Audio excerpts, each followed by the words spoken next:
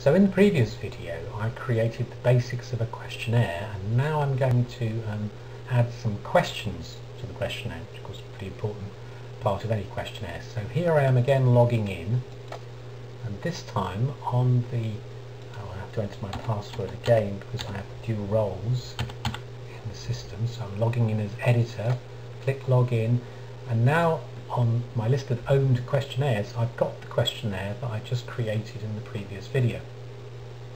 And to add questions I just click modify, and here's the basic information I entered in the previous video when I click the create questionnaire button. This is the box actually into which you can enter generic feedback that will be sent to any student that completes the questionnaire, regardless of the options they select on the questions that you author for the questionnaire.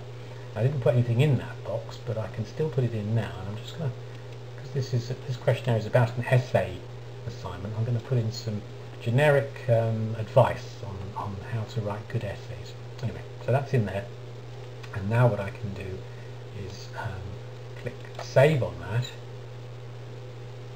and then I can scroll down again, this time come down here and begin adding questions. So let's add a question. First enter the question text, and I'm just going to ask a very basic question here. Did you, better to write, do you think that you understood the assessment criteria for this assignment? Question mark. Position of the question on the questionnaire, I'll leave it as question 1. I click save the question, and the question has been added. See, it says it up here. And now the next thing I need to do is give answer options. So simple answer, yes, comma, I did, i.e. the student is saying they did understand the assessment criteria. Feedback associated with that answer, let's put something simple in, although it can be much more complex and understandably would be for more detailed questions, but let me just put in, that's very good, understanding the assessment criteria is an important part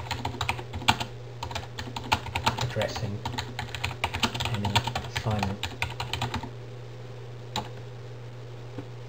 In this drop down here I can associate visual feedback with that textual feedback. So you typically use green, a green visual feedback. A green traffic light is what will appear on the report for feedback for an answer that you think is good. Yes, the student understood the assessment criteria, that's good, so leave it at green. You can actually choose amber or red or have no visual feedback at all. I'll leave it at green, and then I select the order in which the possible answer should appear on the questionnaire. I'll leave it at 1 because that's my first possible answer. Click add answer, and that answer to the question has been added to the questionnaire. Now obviously that's only one option for the students to select. Let's give them a second one. We'll make it no, I did not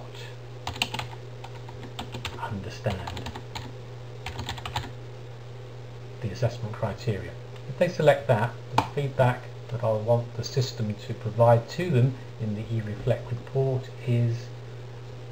could be something like, well, you perhaps should have spoken to your personal tutor and ask them to help you interpret the assessment criteria. Why don't you make an appointment with them now? I can't type. With them now. It may help you the next time. And you could associate with that answer, no, I did not understand, with a red traffic light, and then change the order here for the possible answer is number 2 in the questionnaire. Add that answer, and you can see now that for this question we've now got 2 possible answers that will appear on the questionnaire to the student, and each answer draws from the system its own specific feedback that the student will see on their report.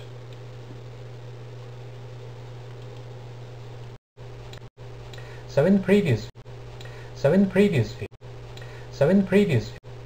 video